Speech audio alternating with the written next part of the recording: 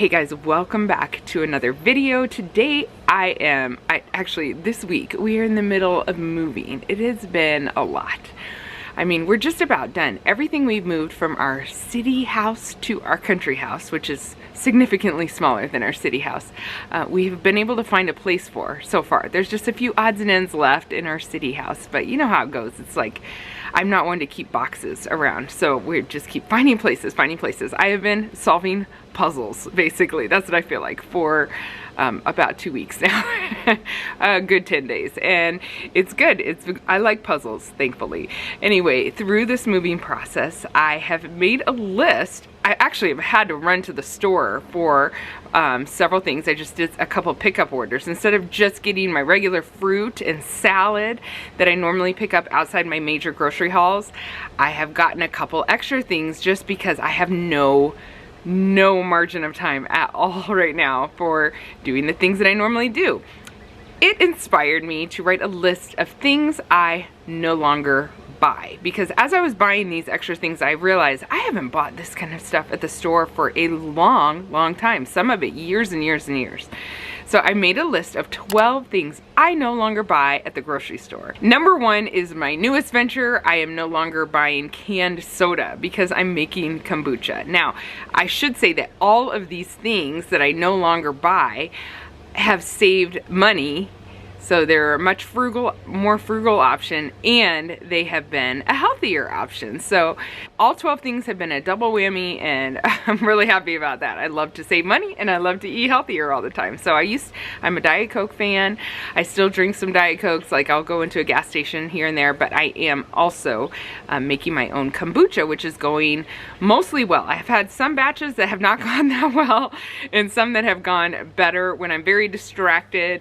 There's a certain day of fermentation that I like, and then when it goes too far, it's a little more bitter. I don't like it as much, and so I'm still learning all of that stuff. It's a learning process like most of these things are, but I'm enjoying the process, and it has me drinking a lot less soda. So I no longer buy canned soda. Another thing I no longer buy is seasoning mixes. I haven't done this for a long time, bought seasoning mixes. Now, my husband does like to buy some rubs for grilling, and we'll work on that in the future, but as far as what I use for like taco seasoning, ranch seasoning, Italian seasoning, we no longer buy seasoning mixes at the grocery store. Instead, we just mix our own with seasonings. Now, I'm not making my own seasonings yet, for the most part, like drying herbs and things, but it is a good start, and I know that there's a lot of junk in the seasoning mixes that we don't have because we're making our own. So when I do a taco seasoning, which I'll leave that taco seasoning recipe down below that I like, although I tweak it here and there depending on what I have and stuff, I will make up a big batch. And so I do have it in my pantry, and it is very convenient. Same with the ranch seasoning, which I'll also leave down below. I like to make up big batches of it, and it helps with convenience still. They do take a little time. However, one benefit of making our own seasonings is I notice if I'm out of my mix and I don't have time to mix it up, I know just kind of what seasonings go best in taco meat, and so now I can kind of just dump. I'm not a natural cook. I've talked about that many times on my channel.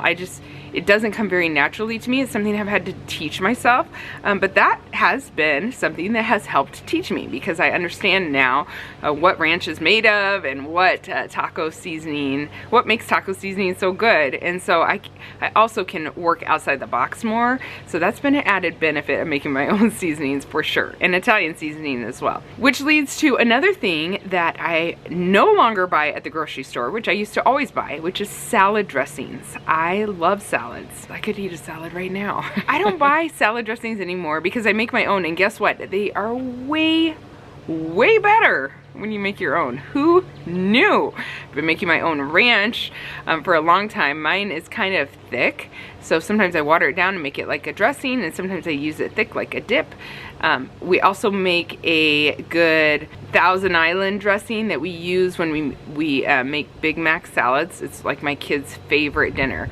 In fact, a lot of them will tell you they don't like salads, but when we have Big Mac salad for dinner, they love it. It's basically ground beef with some separate fried onions on lettuce with cheese and tomatoes and pickles. Pickles are important, but it's that salad dressing that really makes it. It's kind of sweet. It's really good. It's just so good. And then when I make my own versions of Italian dressing, they're also way better than anything I've ever found in the store. So when I make dressing, I tend to make up a big batch of it that can last for a little while in the fridge. But I also can just make it up if we're doing it for dinner for all of us. We're a family of 13. We might use quite a bit of it, and so I'll just make a batch just for that meal too. So yes, it is an extra step, but it is totally worth it in flavor for sure, for sure. Another thing I haven't bought for a long time is yogurt. When you make your own yogurt, you have to buy yogurt at the very beginning, and I'm going to have to buy it for the first time in a long time because I have let my yogurt go. I haven't made another batch for a while, but you save some of the new batch that you made to make your next batch. So it's one of those things that just keeps reproducing. I can't talk. It keeps reproducing itself. And that's really cool. I love anything that is reproducing itself. So I'm basically making a gallon of yogurt for the cost of a gallon of milk. Go price a gallon of yogurt versus a gallon of milk, and you will be astounded. I've done it with the raw milk that we buy now, and I've done it with the store-bought pasteurized milk. Both of them turn out incredible. The key to yogurt, I really believe, is just get a thermometer. If you don't have a food thermometer, which is something I didn't buy for a long time, I don't know why. I just thought, that's a step I don't need. It's a step you need. Just get a food thermometer and follow directions, and it will go well for you. It's not hard at all. You can do it with fancy machines. You can do it with pressure cooker, or you can just use your oven light and a pot on the stove. It really is so simple. If you never tried it and you like yogurt and use yogurt, I really highly recommend it. One of the things I no longer buy is pasta sauce, or whatever you call it. We call it spaghetti sauce and Alfredo sauce. I used to buy jars of it, and I no longer buy that anymore. Judah here, I brought him in to help me because I end up calling him every time I'm making pasta sauce. One thing is I'll can a bunch of spaghetti sauce with like fresh garden stuff. I can show you that this summer. It's really easy to just dump onto pasta. But when we're making red sauce, Judah, he has the best recipe. I don't know if people can see it because the sun is shading. I don't know if it's really a recipe. I would have to show you sometime. It's so good. Can you just tell us the basic steps of the red sauce? Yeah, so basically I just take ground beef. Well, no, that's not what I do first. Butter and garlic and onion and whatever spices I happen to have on hand and ready to go. Get them nice and warmed up. Cook in some ground beef. And then once that's nice and cooked, I'll probably throw an Italian seasoning or salt and pepper and whatever else on there, and then pour in tomato sauce, just a whole lot of tomato sauce. It's nothing really complicated. It's nice and simple. And we always have just cans of tomato sauce sitting around. It is so good. It's better than what we used to buy. And then for the Alfredo sauce, lots of butter, well, not that much garlic, lots of butter though. Get that all heated up, put in some heavy whipping cream, get that thick, and then put in Parmesan, and that's it. It's so easy. I don't know why I never did all these years, but sometimes I call him because when he makes it, it's better than when I make it. So some people just have a gift. I think he's perfected it. You've studied it. Well, it's just because I do it over and over again. Yes. All I eat is pasta when I was here alone. Pasta and burgers. I'd make them for myself every week. So good. Another thing I don't buy, except we do buy it for birthdays. You guys see that and comment on it a lot. At birthdays, our kids get to pick whatever they want. And we buy cereal. But normally we no longer buy cereal. I never really did buy cereal. I've been making my own granola since my oldest children were very, very young. So that's just something we never have bought. I grew up eating cereal, but the cereal of today is so much junkier than the cereal used to be. Yeah, we just don't buy it anymore. And the reason I thought about it, well, we buy it for birthdays when the kids are picking that. And they often do pick cereal, which is funny. But the other day, I thought about it because it was just so chaotic. And we had eaten out, like gotten takeout several times. We're moving and we're all in this together. And it's just so much work. You have to work when you have the time. And we're throwing everything we had into it. I hadn't cooked meals ahead of time because, I don't know, it's just been a season, guys. It's been one of those seasons. And so Luca and I stopped at Walmart one night, and Luca ran in. I was with a bunch of kids in the car, and I told him buy some cereal for dinner, and my kids were like, cereal for dinner? Eli kept telling me, he's 10, he's like, cereal for dinner? Are you feeling okay, Mom? This is like usually a birthday treat. I'm like, sure, people eat cereal for dinner sometimes, you know, it's a thing. And it's a cheap, easy thing. It makes almost no mess. So we had cereal for dinner, and I was just laughing at how much he thought it was crazy. And then that night he's like, oh, my tummy hurts so bad. Like, did you eat too much cereal for dinner? It's like, yeah, that's why we don't eat it all that often. Anyway, there's a lot of reasons we don't eat it all that often. It's expensive. Try having 11 children and feeding them store-bought cereal. It's just a lot of money. It's a great treat though, here and there. I'm not totally anti-cereal, but we don't buy it, we make it, and the kids love our homemade granola with homemade yogurt, and it's a great breakfast that we have often. We can also make parfaits with it with some frozen fruit or fresh berries. It's wonderful. Another thing we don't buy at the grocery store is bread. Now, I still do buy tortillas, but we just make most of our own bread, and that's something that I've had to buy this last week, several times this last month, really, because it's just too much. But when I'm in the routine of it, and I have got my normal home routine, I've got it built into my routine of making bread, and our kids love it. Actually, we bought store bread several times, like I said, this last month, and my kids are like, I miss when you're making bread. It took a while for them to get used to me making bread. I make a very healthy bread, but now they love it so much that they miss it. So I was so glad to hear that, and I miss my house smelling like bread all the time.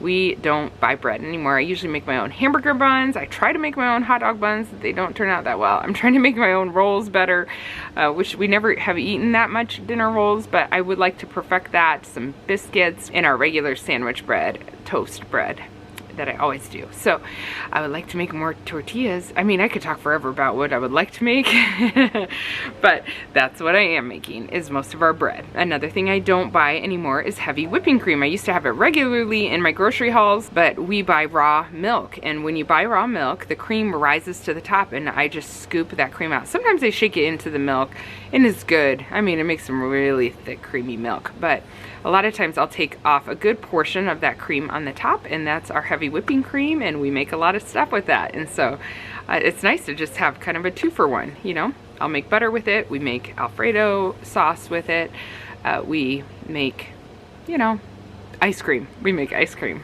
I still buy that sometimes just because it takes a while for us to make ice cream enough for all of us, but we do make our own ice cream. That's just a bonus. That's not one of the 12. Okay, next up is we make our own shredded cheese. We've been doing this for a long time. I've gone through seasons where I bought shredded cheese, but overall shredded cheese is not that good for you. There's some like wood pulp stuff in it. I don't know.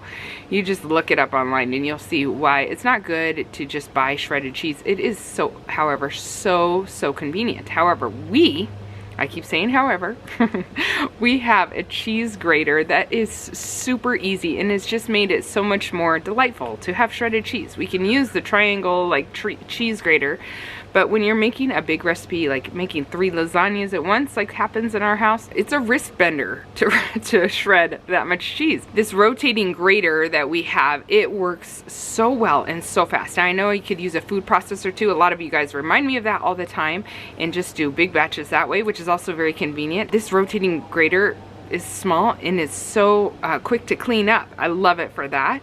It was the thing that pushed us over the edge for not buying shredded cheese anymore, just out of convenience or quick things, because it really is that quick. Another thing I don't buy anymore is mozzarella cheese. We've been making our own mozzarella cheese out of milk. It is not that hard, and I really want this skill to become more something that I can do like I do my bread, where it's a no-brainer. You know, sometimes when you're learning new skills, I like to do them often so that I get used to it and it's not such a big deal every time I do it. Like, it becomes by memory. I want to say muscle memory, but we're not doing it that often.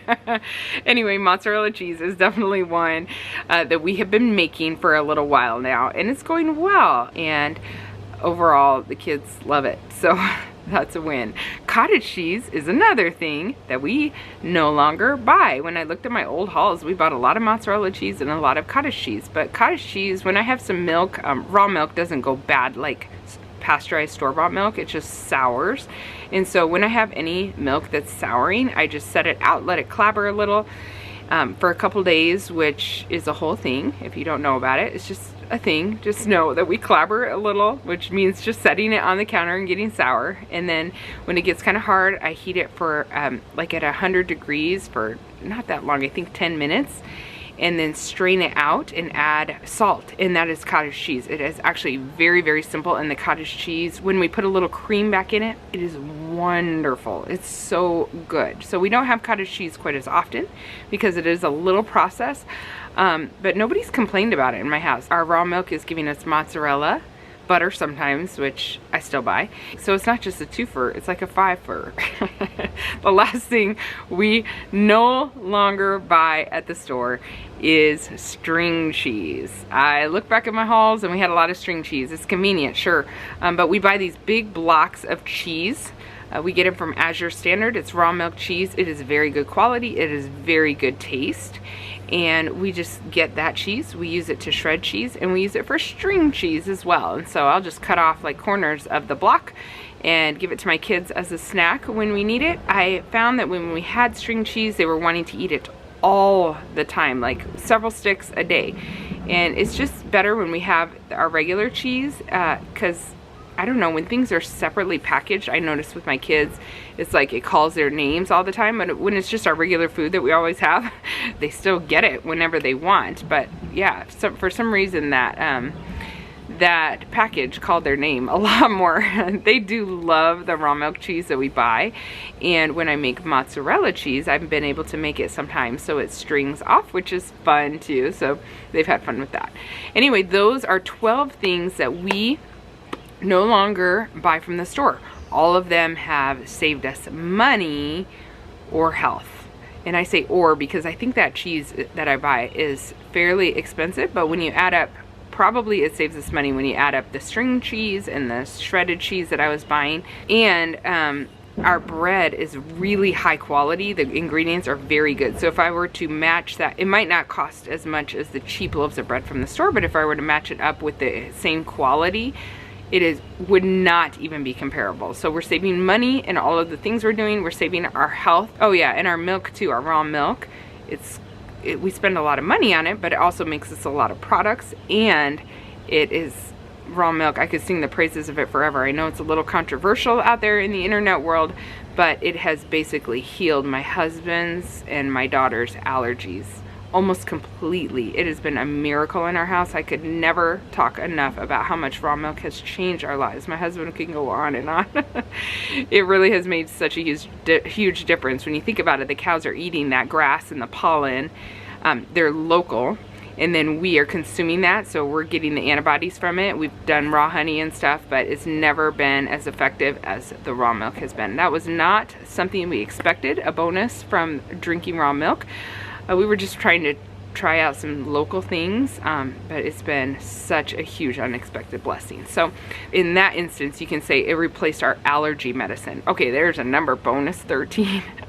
We no longer buy allergy medicine because of our raw milk. So what a blessing that has been. Anyway, thank you guys for watching. I would love to know if you're thinking through this list that I listed out, if there are things that you used to buy at the store that you no longer buy at the grocery store. Maybe you got chickens and you no longer have to buy eggs. I'd love to hear about it. Thank you guys for watching today, and we will talk to you in the next video. Bye.